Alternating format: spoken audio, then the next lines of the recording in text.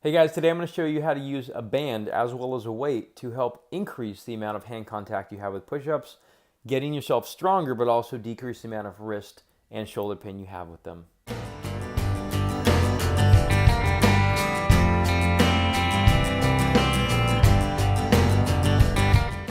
Okay, so we're going to use this band as well as this kettlebell to help increase the amount of ground contact into this palm area.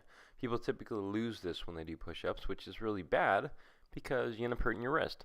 So set this band to a proper tension. You might have to stretch a little bit. I'm bringing this kettlebell down just because I don't want to hit it in my face. You can do it from different angles as well. I'm just going to go across my body.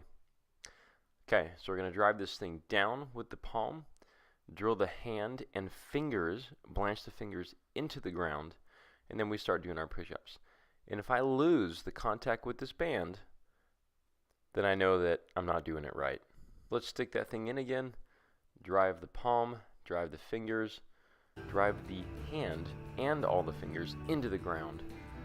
What we're going to find is actually when we keep this thing driven into the ground, we're going to have less wrist pain, elbow and shoulder pain as well. All of it goes up the chain.